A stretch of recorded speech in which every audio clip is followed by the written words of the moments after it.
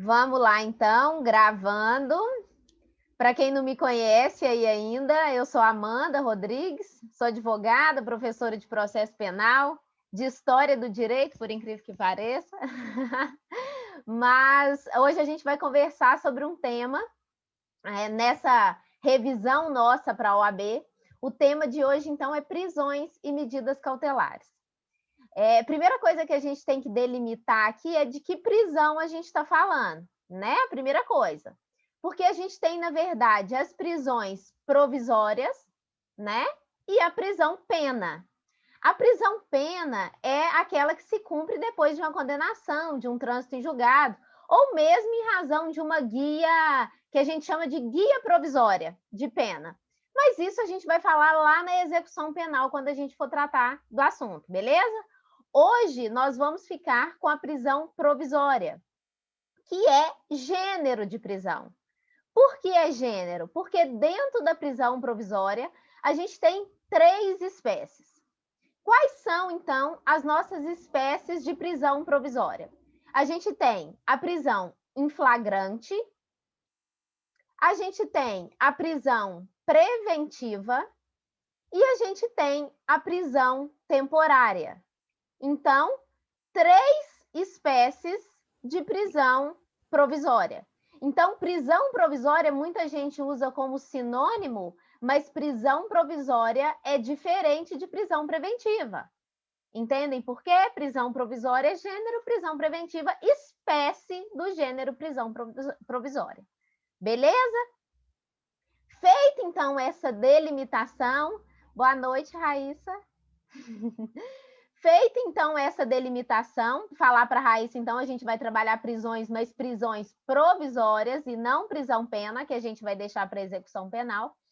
Começando, então, feita essa delimitação, a gente começa a tratar do nosso assunto de hoje especificamente. Para começar, então, a gente vai seguir a ordem do CPP para ficar bem fácil para todo mundo. A gente vai começar falando do flagrante. Quais são as espécies de flagrante?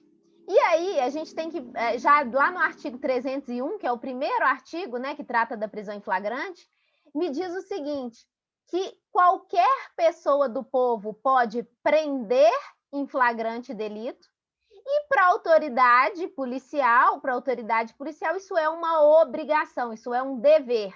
Não há uma faculdade aí. Então, qualquer um de nós pode prender em flagrante, mas para a autoridade policial.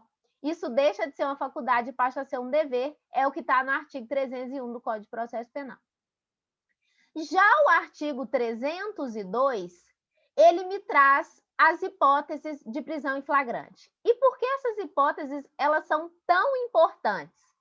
Porque na prisão em flagrante, eu não preciso de decisão fundamentada para prender. Por isso que eu não posso estender hipótese de flagrante.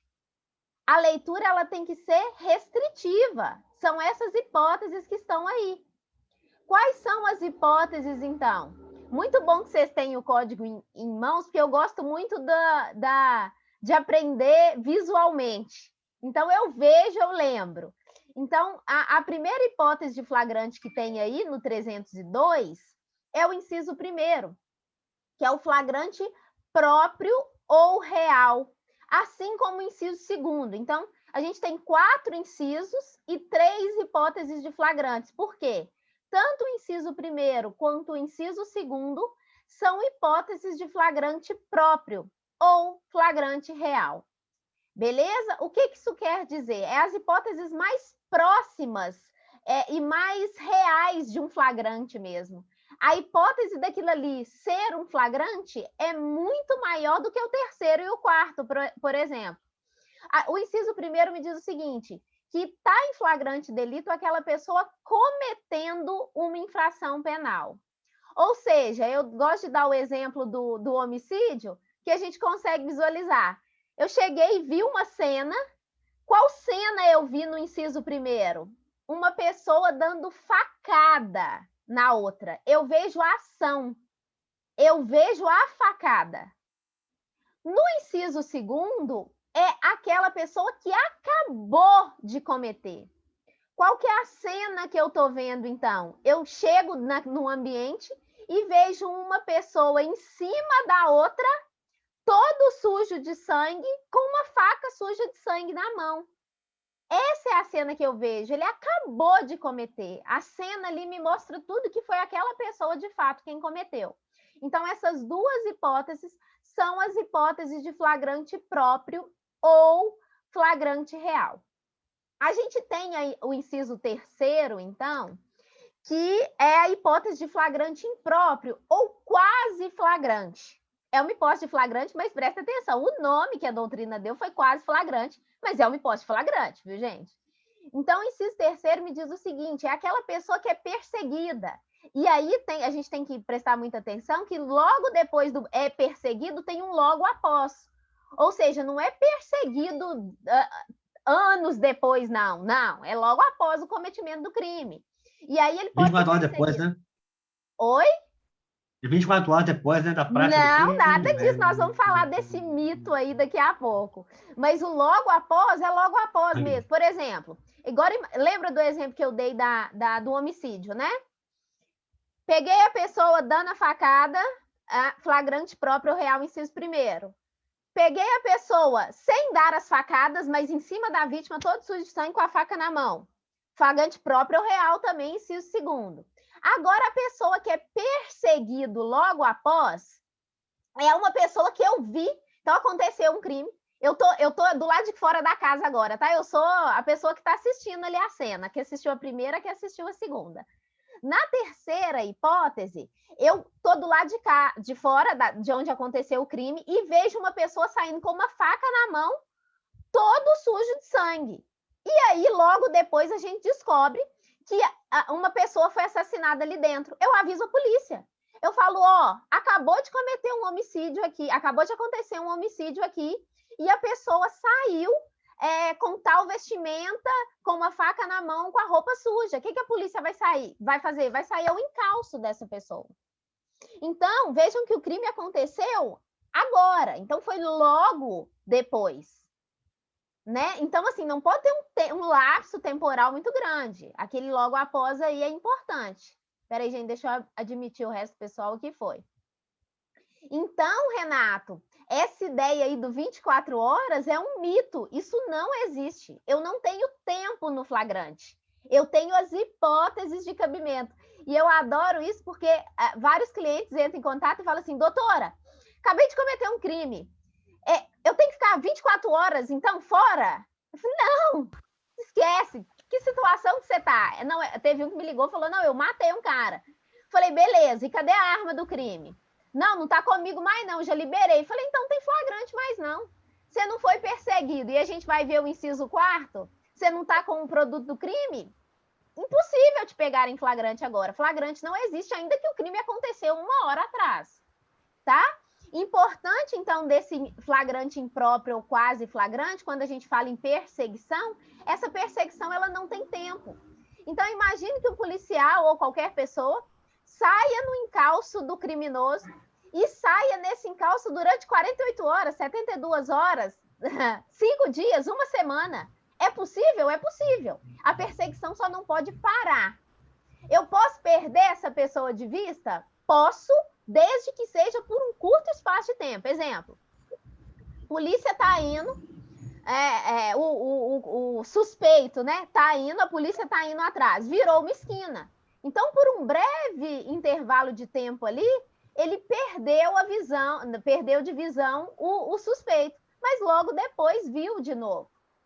Concorda? Então, isso aí não prejudica o flagrante continua existindo.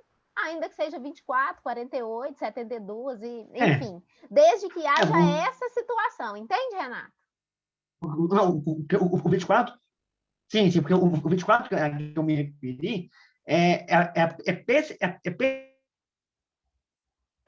perseguir a pessoa, entendeu? Isso, foi nesse sentido que eu quis dizer, entendeu? Exatamente, mas não tem tempo. Se atentem a isso, não há prazo. Perseguição. Tá? Uhum. É desde que tem essas condições. O inciso 4º, então, é a última hipótese aí dos nossos flagrantes, E aí ele traz uma ideia de flagrante presumido, é o nome que se dá ao inciso 4º, flagrante presumido. Que situação é essa? A pessoa é encontrada logo depois, então vejam que é sempre no inciso 3º é logo após, o inciso 4º é logo depois, com instrumento, arma, objeto, papel, qualquer coisa que faça presumir ser ele o autor da infração penal. Essa hipótese, então, é um flagrante presumido, porque eu vi a cena, presenciei alguma coisa, eu vi aquela pessoa suja de sangue? Não. O que aconteceu? A gente tinha uma suspeita, foi atrás dessa pessoa e encontrou ele, por exemplo, com a faca lá na casa dele, que era o produto do crime, ou a arma. Então, isso daí é a hipótese mais distante de um flagrante, né, do flagrante real, do inciso primeiro e do segundo, mas ainda assim é considerado flagrante. Eu tenho um caso ótimo de um cliente meu que foi preso em flagrante delito e foi crime de estupro. E aí ele foi aconteceu o estupro, eu falo que ele é o estuprador mais bonzinho que eu conheço, que ele levou a vítima embora. Carol, que é minha estagiária, até já ouviu esse caso. Ele deu carona para a vítima, ele estuprou ela e levou ela em casa. Deu tchauzinho ainda e tudo ok. E aí a vítima chegou em casa, falou que tinha sido estuprada por ele, porque supostamente o namorado tinha visto ela chegando com o suspeito, e ela falou que foi estuprada, então. Ligaram para a polícia foi até a casa dele. Chegou lá, levou ele preso em flagrante delito. A minha defesa foi de relaxamento de prisão, porque eu estava ali diante de uma ilegalidade. Eu não tinha hipótese de flagrante. Porque ele não foi qualquer das hipóteses de flagrante próprio. Ele não foi pego cometendo a infração, ele não foi pego logo após cometer, acabando de cometer, ele não foi pego, ele não foi perseguido e, por fim, ele não foi encontrado com o objeto do crime. E aí eu acho ótimo, porque eu coloquei isso na minha petição, falei, o objeto do crime é um instrumento do próprio corpo dele. Então, assim, como que eu vou provar isso através desse instrumento do crime? Não tem como. Né? Então, assim, até brinquei com isso, porque, na verdade, ali a gente não estava diante de uma hipótese de flagrante, ainda que tinha pouco tempo que o crime tinha cometido, entende? Eu não tinha qualquer dessas situações. Como esse flagrante, eu disse no início, ele não precisa de fundamentação, então, ele deve, essa prisão não precisa de fundamentação, eu tenho que observar muito bem as hipóteses do artigo 302. Beleza? Tranquilo. Feita, então, essa ideia de flagrante que está aí no CPP, existem outros flagrantes que foram nomeados pela doutrina e pela jurisprudência que a gente precisa falar também. O primeiro deles é a hipótese de flagrante preparado ou provocado. Isso aí a gente tem súmula, é a súmula 145 do STF, e me diz que esse flagrante ele é nulo, porque é uma hipótese de crime impossível. Então, exemplo, eu sei de uma pessoa que vende carro roubado, ok? E aí eu ligo para essa pessoa e falo, policial, tá? Policial. Liga para a pessoa e fala assim, eu sei que você está vendendo uns carros aí, bom, no mercado, o carro vale 30 mil, você está vendendo por 2, estou querendo comprar um carro seu, tem como? A pessoa vai lá, coitada, chega lá com um carrinho, compra um carro para poder vender no molde que a pessoa queria e vai lá entregar. E aí é uma hipótese, então, de flagrante preparado ou provocado e é nulo. Se eu tiver diante disso de uma prisão, é uma prisão ilegal que deve ser relaxada, né? Então, muita atenção que esse flagrante, nessa hipótese, ele é nulo. Existe uma discussão sobre o tráfico de drogas, né? Porque o tráfico de drogas, por ser crime permanente, e aí é a hipótese do policial que sabe que o cara vende droga. Liga e fala, traz droga aqui para mim, tô querendo comprar uma droga sua. A pessoa vai lá com a droga para vender e é preso em flagrante. Para mim, isso é uma hipótese de flagrante forjado, é crime impossível, e a prisão deve ser relaxada. O entendimento da jurisprudência majoritária é que nesse caso é possível, porque o simples fato de portar a droga já está consumado o crime, Então, seria possível. Ao meu ver, isso é uma hipótese de crime impossível, mas para a jurisprudência majoritária, não. Então, é uma hipótese que eu acho pouco provável que caia no exame da ordem, porque é bem passível de discussão, tá? A gente não tem um consenso em relação a isso aí. Outro flagrante que a gente tem é o flagrante forjado. O forjado também, obviamente, é completamente nulo. E aí a doutrina até entende que aí a gente está diante de uma atipicidade, porque você não tem conduta. Exemplo de flagrante forjado, comunsíssimo. A polícia arrebenta a porta da casa do indivíduo, entrou lá dentro, não tem nada, para justificar a entrada, o que faz? Joga a droguinha lá dentro e fala, ó, tráfico de drogas, tá aqui a droga, a chambalança, tá preso em flagrante. O cara praticou qualquer ação, o suspeito ali, o flagranteado? Não, ele não teve ação nenhuma. Então, a gente está aí diante de uma atipicidade por ausência de conduta. Beleza? Obviamente, também flagrante nulo, prisão deve ser relaxada. Tá bom? A gente tem o último, então, para a gente sinalizar a hipótese de flagrante, que é o flagrante esperado, é o flagrante, outros nomes, prorrogado, estou tentando lembrar o nome de todos aqui, prorrogado, ação controlada, flagrante diferido, é aquele flagrante que se posterga o momento dele, postergado, tudo isso a doutrina dá de nome. A gente gosta de usar, para fins de exame, né, de provas, quaisquer elas, o nome legal, e aí a gente tem essa hipótese de ação controlada, né, que está previsto lá na Lei 12.850, que é a Lei de Organizações Criminosas. Quando isso é possível? Imaginem, eu estou diante ali, então, de um crime que envolve uma organização criminosa, ou tráfico de drogas, ou lavagem de capitais, porque também está previsto nessas leis. Então, quando é possível esse tipo de flagrante? Tráfico de drogas, organização criminosa, lavagem de capitais. Nesses 3 crimes, na verdade, nessas 3 hipóteses, é possível essa ação controlada. Como que acontece? Imaginem, então, que a polícia está fazendo interceptação telefônica. E aí descobre que vai ter um carregamento sendo entregue em um determinado local. Eles vão até o local e veem a situação ali, mas escutam eles falando que vai ter um carregamento muito maior uma semana depois. E que ali, nesse carregamento, estarão envolvidos muito mais gente. Ou seja, eles têm a possibilidade de prender muito mais e apreender uma quantidade muito maior de drogas.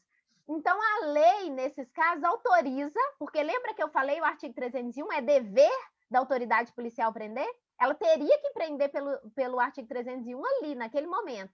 Mas o que a lei autoriza? Que eles posterguem esse momento para a semana seguinte. Amanda, isso precisa ser autorizado pelo juiz? E aí eu respondo para vocês que depende. Por quê? Se for organização criminosa, está lá no artigo 8º, me basta a comunicação ao juiz. Eu comunico, eu só comunico. Ele não vai decidir se pode ou se não pode, ele só vai ser comunicado. E ele pode impor limites.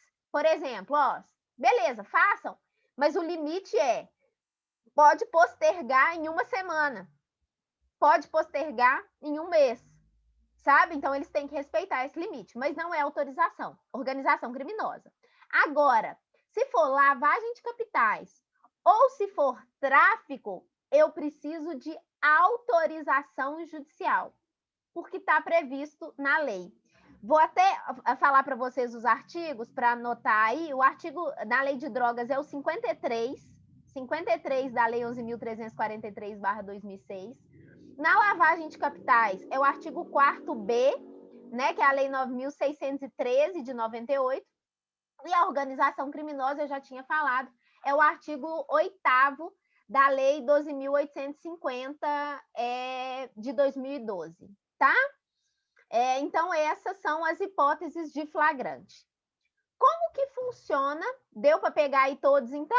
Artigo 302, mais preparado ou provocado, mais forjado, ou o último, que é a ação controlada, que é também chamado de flagrante esperado, postergado, de ação diferida. Todos esses nomes são sinônimos. Boa noite, Ismara. Vamos continuar. Qual que é o procedimento, então, de um flagrante? O que acontece com o réu quando eu tenho um flagrante aí? Ele é conduzido, então, até a autoridade policial, ele é conduzido até uma delegacia de polícia. E ali eu tenho que cumprir algumas determinações para que esse flagrante ele seja legal. Né? Antigamente a gente tinha... antigamente, eu vou falar nem antigamente, não, porque a gente tem isso até hoje, infelizmente. Mas era muito mais comum. A pessoa ia preso, ninguém sabia onde é que ela estava.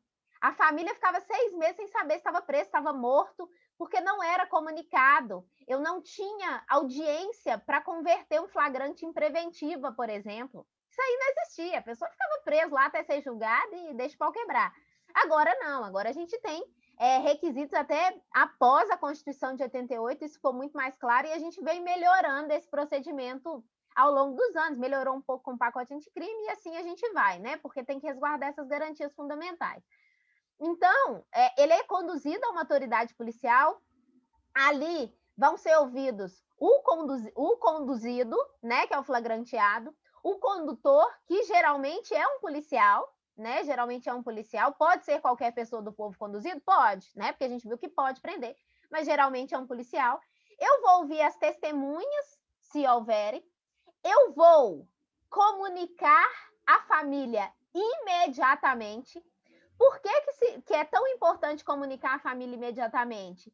Porque eles podem querer que um advogado compareça e acompanhe o expediente. Então, eu vou comunicar à família imediatamente, vou comunicar a um juiz imediatamente, vou comunicar à defensoria pública, eu vou encaminhar esse flagrante. Para quem não conseguir pegar tudo aí, anotem os artigos, então é o 304 e o 306 do Código de Processo Penal, que aí depois vocês vão ver tudo isso que eu estou falando aí. Eu vou comunicar esse APFD, que é o auto de prisão em flagrante delito, ele é encaminhado ao juiz no prazo de 24 horas, e dentro desse tempo ainda a gente tem que ter uma audiência de custódia. O que é audiência de custódia? O réu, não vou falar réu, né? Réu é péssimo. O flagranteado é colocado na frente de um juiz, na presença do seu defensor particular ou de um defensor público, do Ministério Público, para eles avaliarem ali, então, se é um caso de decretação de prisão preventiva, de relaxamento de prisão ou de concessão de liberdade provisória. Aonde que está isso? Artigo 310 do Código de Processo Penal. O que eu disse para vocês que melhorou um pouco ainda com o pacote anticrime? O pacote anticrime alterou o artigo 310 caput. Antes, a gente podia ter, nessas hipóteses aí, uma prisão preventiva decretada de ofício pelo juiz, né? E aí, agora, a gente não tem hipótese de prisão preventiva decretada de ofício. Eu preciso da requisição da polícia, eu preciso da representação do Ministério Público, de um assistente da acusação, então, ou de um querelante. Eu preciso dessa... Estou olhando meu tempo restante aqui da nossa reunião para ver se vai dar tempo de falar tudo, mas vai dar. Eu preciso, então, desse requerimento. Então, eu não tenho mais prisão preventiva de ofício, beleza? Lembrem disso, porque é assim que vai cair na prova de vocês. A prova de vocês já cai atualizado pelo pacote anticrime. Ficou mais fácil, na verdade. E é o correto, né? Juiz não age de ofício, não. Esfere o sistema acusatório. Juiz julga. Ok? Ficou mais fácil nesse sentido, então. Então, o juiz ele tem essas 3 opções. Relaxar a prisão, decretar a prisão preventiva ou conceder a liberdade provisória, né? Então, isso é o que é possível. Além disso, o que a gente precisa falar aqui na nossa aula? A diferença, obviamente, entre esses pedidos, inclusive foi a diquinha que eu deixei lá no Instagram. Qual é a diferença de liberdade provisória, relaxamento de prisão e revogação de prisão preventiva? Vamos começar pelo mais fácil. O juiz vai relaxar a prisão quando? Quando a prisão for ilegal. Se eu não cumprir, se eu não tenho uma hipótese de flagrante do 302, ou se eu não cumprir qualquer das hipóteses do 304 ou 306, não comuniquei a família, não comuniquei a Defensoria Pública, não fiz nada do que está ali previsto, alguma das coisas do que está ali previsto, eu vou pedir, então, um relaxamento de prisão, porque a prisão ela é ilegal. Qual é o fundamento, Amanda, do relaxamento de prisão? Artigo 310, inciso 1º do CPP e artigo 5º, inciso 65 da Constituição. Ok? Relaxar. Eu relaxo prisão ilegal. Agora, a prisão é legal. É legal a prisão. Mas não estão presentes os requisitos da preventiva. Aquela pessoa ali que foi flagranteada, ela não coloca em risco a garantia da ordem pública, a garantia da ordem econômica, a aplicação da lei penal. Ela não coloca em risco, então, as hipóteses do artigo 312. Ou, Renato vai gostar dessa, porque ele falou dela na última aula. Não estão presentes os pressupostos, PEC mais ISA, prova da existência do crime e indício suficiente de autoria. Se eu não tenho isso, então, eu vou pedir a liberdade provisória, porque eu não tenho os requisitos da preventiva. Por fim, ele vai conceder, então, a liberdade provisória, relaxamento de prisão, ou ele pode decretar a prisão preventiva. Quando que ele vai decretar a prisão preventiva, então? Quando eu tiver hipóteses de cabimento da prisão preventiva. Quais são as hipóteses de cabimento, Amanda? Artigo 313 do CPP. Artigo 313. O que me diz o artigo 313? Só admite prisão preventiva quando o crime tiver pena superior a 4 anos. Crime com pena inferior a 4 anos não cabe prisão preventiva. Essa é a hipótese do inciso 1º. Aí, gente, é um ou outro, ok? Então, o crime tem que ter pena máxima combinada superior a 4 anos. Cabe prisão preventiva. Ou, ainda que seja um crime com pena inferior, a pessoa é reincidente. Mas é reincidente em crime doloso. Eu tenho que ter uma sentença penal condenatória com trânsito em julgado. Reincidente em crime doloso.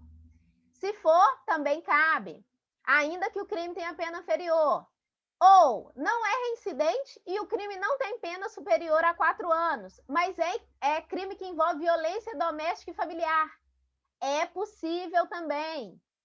Quando a pessoa não tem como se identificar, ela não deu documentos hábeis à sua identificação. Pode ter prisão preventiva também? Pode. E se esse documento aparecer, a prisão deve ser revogada imediatamente. E se não revoga, a prisão já é ilegal, tem que ser relaxada. Ok? Então, aí eu estou diante das hipóteses de cabimento. Se não estão presentes as hipóteses de cabimento e o juiz decretar a prisão é ilegal. Presta atenção. O juiz vai analisar as hipóteses de cabimento, então, para decretar a preventiva. Mas se um juiz decretou e não estão presentes as hipóteses de cabimento, eu vou entrar com um pedido, então, de relaxamento de prisão, porque a prisão ela é ilegal, ok? Mas, além das hipóteses de cabimento, tem que estar previsto também os pressupostos e os requisitos da preventiva. Prova da existência do crime, indício suficiente de autoria e ofensa à garantia da ordem pública ou da garantia da ordem econômica, aplicação da lei penal ou garantia da instrução criminal. Eu tenho que ter uma ofensa desses requisitos. E aí o pacote anticrime até me acrescentou mais um, que essa pessoa solta ainda, ela tem que gerar um risco, eu tenho que ter aquele periculum libertatis. Acrescentou esse ainda no 312. Então, o juiz só vai decretar a prisão preventiva nesses casos.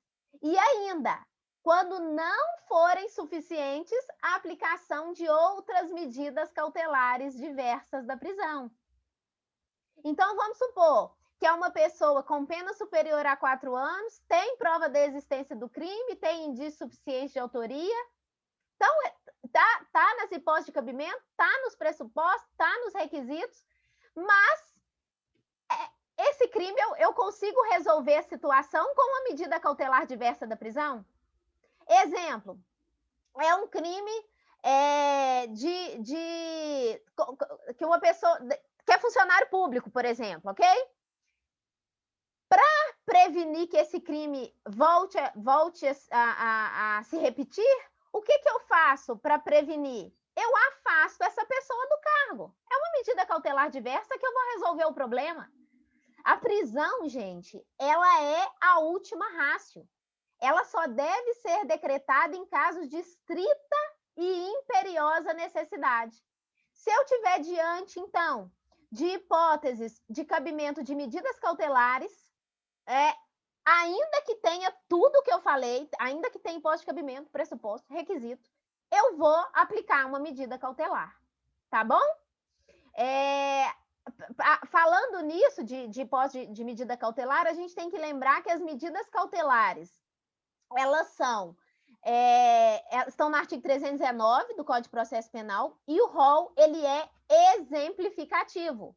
O juiz, ele pode aplicar outras hipóteses que não estão no 319, tá bom? Por isso, o rol é exemplificativo e não taxativo. Outra coisa importante também que a gente precisa ressaltar aqui é a hipótese de prisão domiciliar.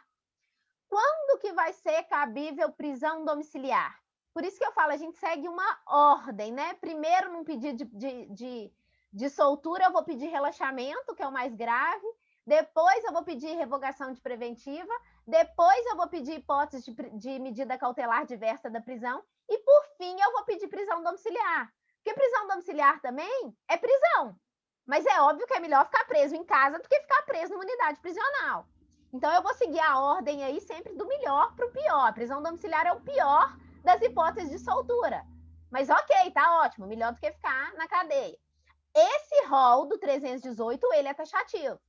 Então, quando que vai ter exemplo? Gestante, mãe que tem filho menor de 12 anos, qualquer responsável por criança menor de 6, pai, quando ele for o único responsável pelo filho, alguém com uma enfermidade grave, idoso maior de 80 anos. Então, essas hipóteses são cabíveis à prisão domiciliar. Beleza?